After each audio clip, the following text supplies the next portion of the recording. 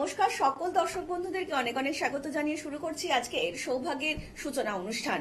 সৌভাগ্য কিন্তু আমি আপনি প্রত্যেকেই চাইছি এবং তার সাথে সাথে যেটা বলা হয় সাকসেস আমাদের কিন্তু ভীষণ প্রয়োজনীয়, কিন্তু সাকসেস আনতে গিয়ে আমরা কিন্তু অনেকেই দৌড়ে যাচ্ছি বিভিন্ন জ্যোতিষীর কাছে এবং সেখান থেকে ধারণ করছি বহু দামি রত্ন এবং পাথর, কিন্তু আলটিমেটলি যেটা দিয়ে কোনো আমাদের কিন্তু কাজেই আসছে না।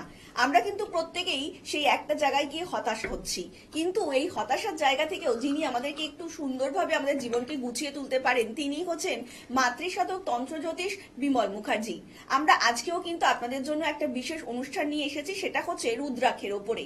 এই যে রুদ্রাক্ষ মানুষ কেন ধারণ করবেন, কি কারণে ধারণ করবেন এবং রুদ্রাক্ষ কি সত্যি সত্যি কোন রকম গ্রহ রত্নের সাবস্টিটিউট কিংবা তার পরিপ্রেক্ষিতে এটাকে আমরা ব্যবহার করতে পারি, এই যে এতগুলো আলোচনা আমাদের মধ্যে ইতিমধ্যেই ঘুরছে মনের মধ্যে, সেগুলো নিয়ে আমরা একটু আরেকটু বিস্তারিত জানবো। কিন্তু তার আগে চলুন আরো একবার আজকের অনুষ্ঠানে আমরা স্বাগত জানিয়ে নেব মাতৃসাধক এবং তন্ত্র জ্যোতিষ বিমল মুখার্জিকে। দাদা অনেক স্বাগত আজকের অনুষ্ঠানে আপনাকে। ওম ত্র্যম্বকং যজামহে সুগন্ধিম পুষ্টিবর্ধনম উর্বারকমিব বন্দনামৃত্যুর্মুক্ষীয়মামৃতা। নমস্কার দর্শক বন্ধুরা। হ্যাঁ দাদা, প্রত্যেকটা মুহূর্তেই তো মানুষ চাইছে জীবনের সাকসেস কিংবা উন্নতি, কিন্তু এই দিক থেকে দেখতে গেলে অনেকেই কিন্তু অনেক জ্যোতিষীর কাছে ছুটে গিয়েছেন, বহু দামি রত্ন মূল্যবান পাথর ধারণ করেছে, কিন্তু আলটিমেটলি ফল কিন্তু জিরো। সেই জায়গায় দাঁড়িয়ে আমাদের যে টপিকটা আজকে সেটা হচ্ছে রুদ্রাক্ষ। আমরা প্রথমে এই রুদ্রাক্ষের বিষয়ে বিস্তারিত জানার আগেই জানবো যে এই রুদ্রাক্ষের উৎপত্তি কিভাবে, যদি একটু দর্শকদেরকে জানাও।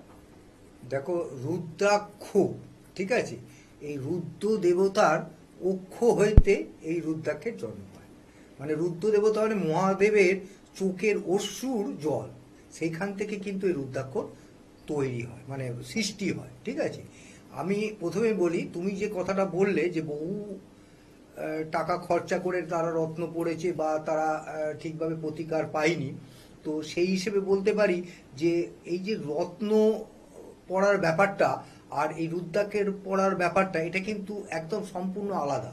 রুদ্রাক্ষ ব্যাপারটা হচ্ছে কিছুটা আধ্যাত্মিক ব্যাপার, আধ্যাত্মিক জাগরণের জন্য তার উপরে মানে বিশ্বাস থাকলে, আধ্যাত্মিকের উপরে বিশ্বাস থাকলে কিন্তু রুদ্রাক্ষর উপর দিয়ে কাজ হয়, হয় না একদমই বলবো, কাজ হয়।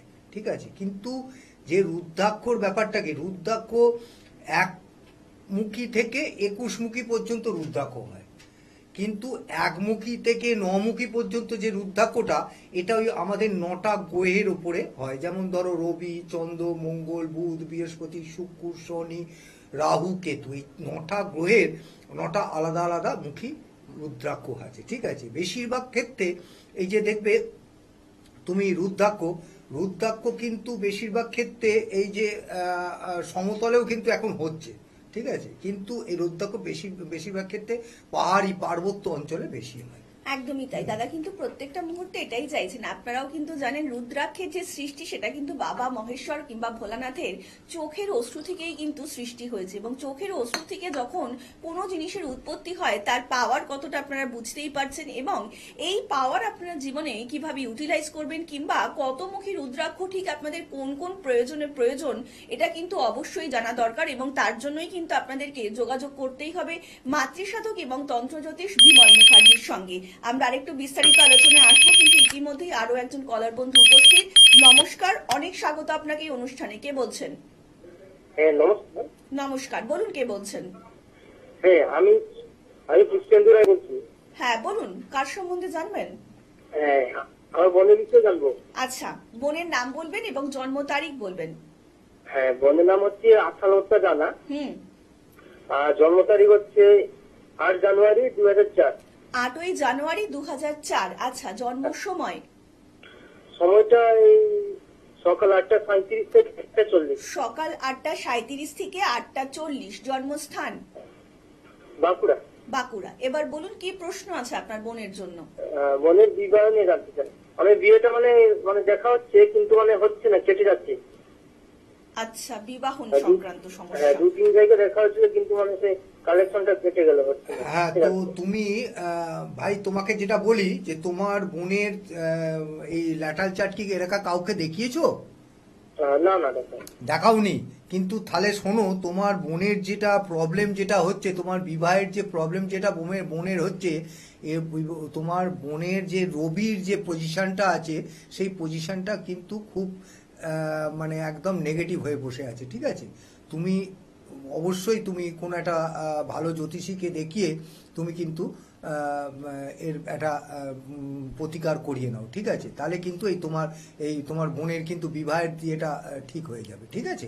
তুমি কোনো একটা, বা আমার সঙ্গে যদি দরকার হয়, তুমি আমার এই যে লাল বক্সে দুটো নাম্বার দেখা যাচ্ছে, ওই নাম্বারে ফোন করে আমার সঙ্গে কন্ট্যাক্ট করো, আমি তোমাকে আমি গাইড করে দেবো, ঠিক আছে? অবশ্যই, অবশ্যই। হ্যাঁ, অনেক ধন্যবাদ। আর একটু বিস্তারিত জানতে অবশ্যই নিচে যে মোবাইল নাম্বারটা রয়েছে সেখানে কিন্তু যোগাযোগ করতেই পারেন। এই মুহূর্তে যে সকল দর্শক বন্ধুরা দূর থেকে দাদার অনুষ্ঠান দেখছেন তাদেরকেও বলছি যে তারাও কিন্তু যে কোনো সমস্যার জন্যই অবিলম্বে যোগাযোগ করতেই পারেন মাতৃসাধক তন্ত্র জ্যোতিষ বিমল মুখার্জির সঙ্গে। তার জন্য কিন্তু আপনাদেরকে ডায়াল করতে হবে 8100684023 নাম্বারে। তাছাড়া 9674030404 নাম্বারেও আপনারা অবিলম্বে যোগাযোগ করতেই পারেন। তাছাড়া কিন্তু প্রত্যেক দিন রাত্রি 9টা থেকে 10টায় এই যে একটা মুহূর্ত আমার আপনার প্রত্যেকের জীবনে আসছে, এই মুহূর্তটা কিন্তু মিস করলে চলবে না। কারণ এই মুহূর্তটাতেই কিন্তু আপনারা দাদাকে ফোন করতে পারেন, যে কোনো একটা প্রশ্ন দাদার সামনে রাখতে পারেন, দাদা কিন্তু তার উত্তর দেবেন। সমস্যা আপনার এবং সমাধান যিনি সত্যি সত্যি সঠিক উপায়ে, সঠিক পরিধিতে এবং সঠিকভাবে করতে পারে, তিনি হচ্ছেন বিমল মুখার্জি।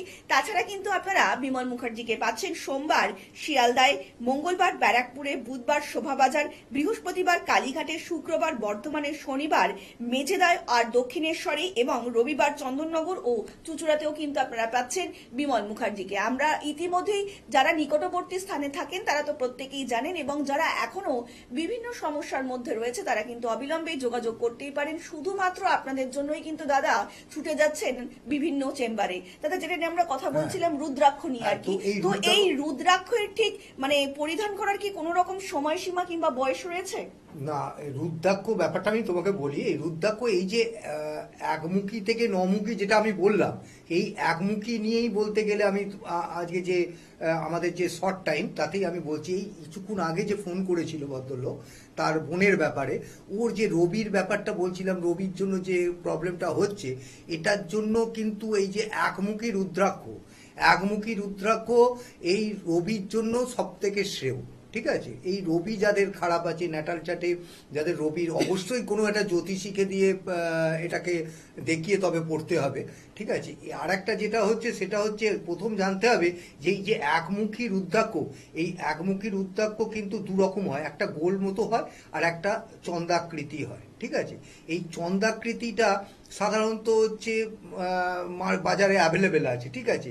আর এই হিমালয় পর্বতের কাছে যেগুলো হয় সেগুলো ওই নেপালে যেটা আর কি, তো ওইটা কিন্তু পাওয়া যায় না, ঠিক আছে? ওটা কিন্তু একদম মানে খুব রেস্ট্রিক্টেড হয়ে থাকে, ঠিক আছে?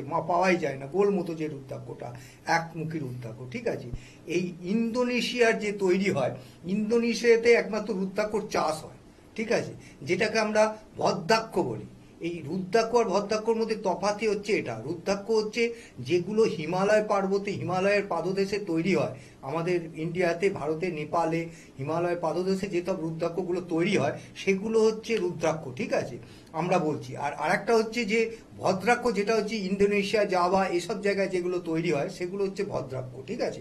আর একটা ব্যাপার হচ্ছে যে এই যে একমুখী রুদ্রাক্ষ, এটাকে কিন্তু খুব ভালোভাবে তোমার শোধন করতে হয়। খুব ভালোভাবে শোধন বলতে গেলে এই শোধন করার জন্য নয় পঞ্চগব্য আর নয় ইয়ে দিয়ে তোমাকে এই এটাকে শোধন করে তারপর একটা ভালো গঙ্গা জল বা শুদ্ধ জলে শোধন করিয়ে বা দুধ দিয়ে শোধন করিয়ে সেটাকে কিন্তু 108 বার বা 28 বার জপ করে, ঠিক আছে? শিবের জপ, ওম নমঃ শিবায় জপ করতে হবে।